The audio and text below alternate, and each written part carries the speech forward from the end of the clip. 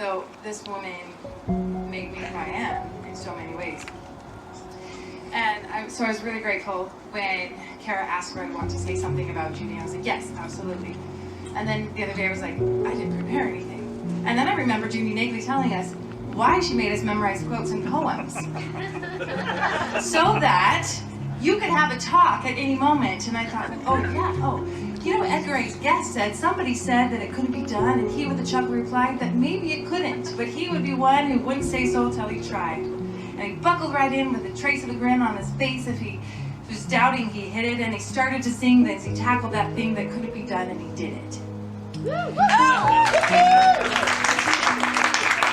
I was a senior, Judy told the story about me when I was in 6th grade and I had to memorize, and I was so scared. I was like this little anxious child, and I had to go and stand up in front of everybody and like recite "If" by Rudyard Kipling, and that was a really long one. By my senior year I got it, but my first year I stood like this holding like my sleeves of my shirt. I was so nervous and I couldn't look at anybody. I looked up out the window right there and I was like, if you can keep your head when all about you are losing theirs and blaming it on you, and if you can trust yourself, and I just like that. But then my senior year I had learned enough and I could be confident now. I can do like this now. So that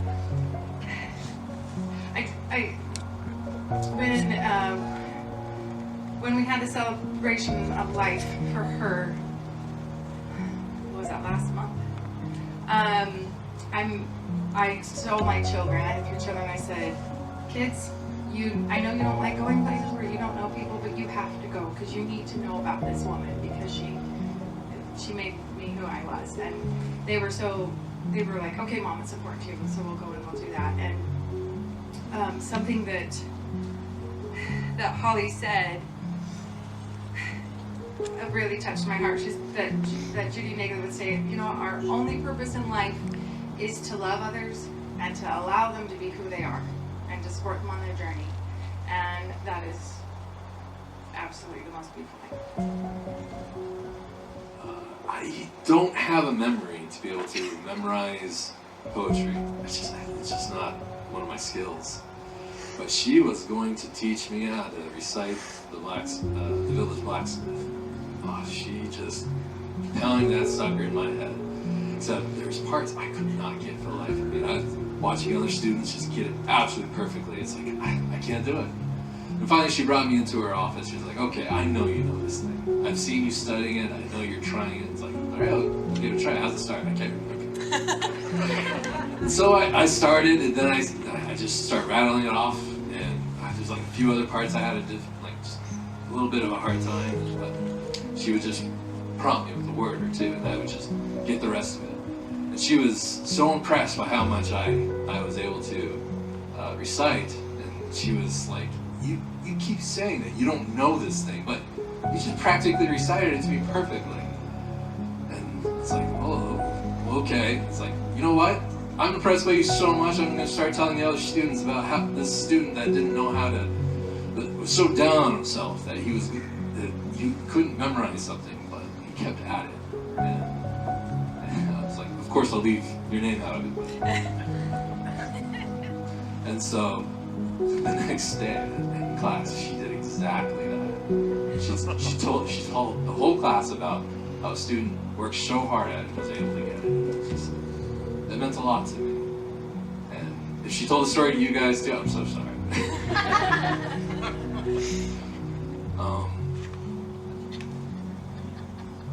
Judy was passionately in love with her students and their potential.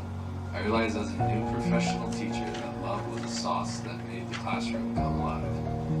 With learning, and Judy was the master of this. She was also so quick to laugh.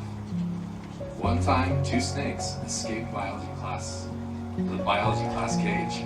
The biology teacher searched high and low, but did not think to look in the downstairs English teacher's office. I wish I had been in the English department when the snake came slithering out from under Judy's desk.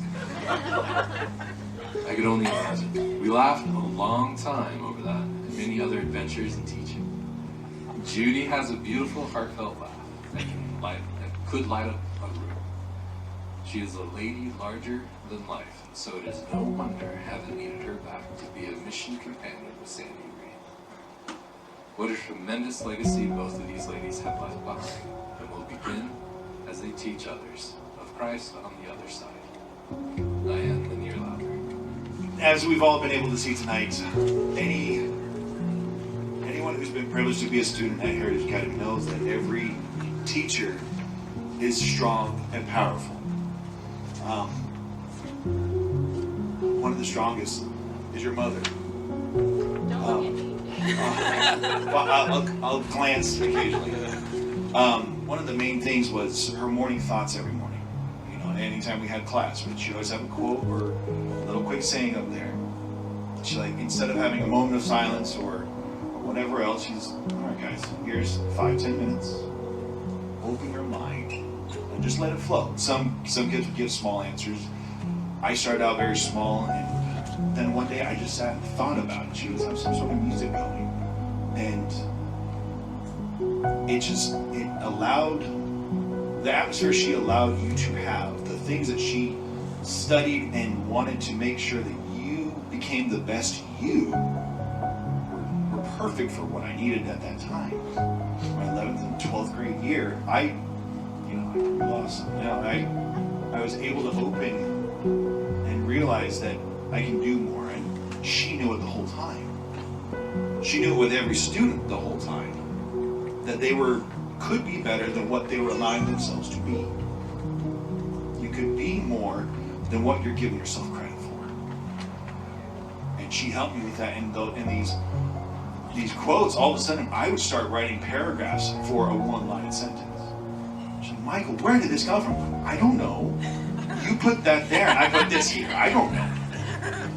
And I guess it's been a couple of years now, because she was teaching at Pathfinder Charter School for a while. And my daughter was going there, and I knew she was teaching there. Like, you know what? I'm going to go visit Miss Naegle. And dang, I'm glad I did, but I wish I'd done it more. But I walked over to her classroom, because she was teaching 7th and 8th grade. And I just sat at the back of the room with my wife, who also went to Heritage. And I just sat there. She was talking to a student. And once the student was done, she walked out, and she looks over, because I'm in the back of the room. She's like, my baby! And I come running up to her and give her a big hug. She would not let me go. And this was not planned by any means. It was just, I wanted to go see her. And we sat there and talked, and she just smiled. It was such a wonderful smile. And she pulled out of her notebook all of my morning thoughts. She had kept them all. I never knew she had them. But she pulled them out of her folder in that classroom. Like, I didn't plan on seeing her at all. You've had these the whole time? Yeah. All of them. Yeah. And I had no idea. But it was her who created them. Well, but to have known her was an honor indeed. She will always be remembered, as all of you will. You guys are receiving this beautiful honor right here for reasons that cannot be measured. You are Heritage Academy. You are why we are here. You are why we succeed. You are why we're going to help create generations that will keep America going. So, thank you so much. From all of us, thank you. Holly, we have something special. This here is the wonderful daughter of Miss Judy Naegle, Holly. When did you graduate, Holly? I was the first graduating class. Yeah. I was the first graduating class in 1996, and Chad Gallagher, where are you? there you are. Chad, come here real quick. Come here. Oh, geez. First graduating class. We started kindergarten together, so. Sweetheart. Good to see you.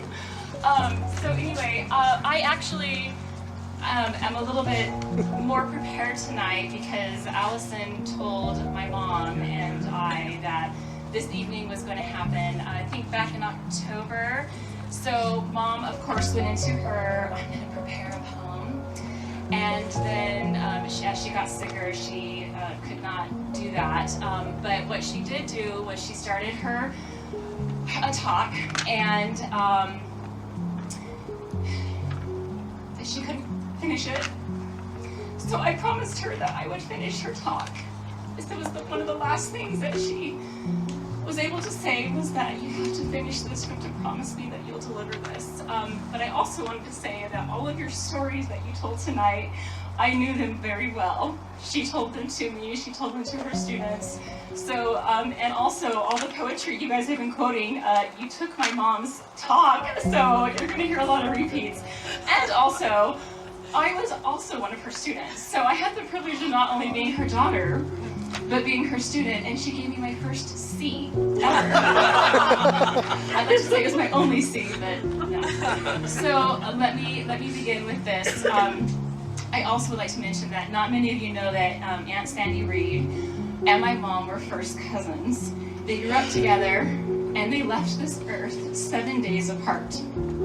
In fact, my mother passed from this life at exactly the moment that Aunt Sandy's family viewing started, to the minute. I was able to call Aunt April and let her know, and they were able to announce it to the entire family. Leave it to my mom to not want to be left out at that heavenly party. My mom would have loved tonight. She was so looking forward to being here with all of you. She started writing a little memory to share with you tonight, and she couldn't quite finish it. She made me promise to finish it. My 10 years at Heritage are so dear to my heart that there are no words that can do it justice. She states that her greatest education of all came from the classroom, both homeschool and public school. My students were my finest teachers. She writes, I marveled at the depth of their souls and delighted in their joy of life and their receptivity to the life's lessons that happened in our classroom. The greatest thing I ever did for them was to openly express my love and to require them to memorize poetry and quotes. All of those years later, when they contact me, they express gratitude for the poetry and how it changed their lives. There were times of growth and learning, probably more for me than any of you. Many of you were excellent students, others knotheads. But when all was said and done, you were colts and fillies on your way to being thoroughbreds. And look at you today with your beautiful spouses and your families. Has it been easy? No, of course not. Have you learned along the way? Hopefully, yes. I think my favorite year was the year when there weren't enough books to put all 6 of my classes in the same novel. You were magnificent, creative, funny. I've never laughed so much. Remember the day I ate the apple to the music, The Hall of the Mountain King? Remember when Mr. Burrell and I made up the rap at Halloween when I dressed up as Mother Nature? Remember the cart I pushed around with all my books and stuff? And bless all of you TAs. I couldn't have survived without you. I want you to imagine a football field marked off in 10 yards from one end to the other. This is your life. We take it in 10 yards at a time, and we survive. Forgive the yards that don't work well for you and move on. Lesson 2. I want to reiterate with you that your one and only job is to love and allow others their journey. Lesson 3.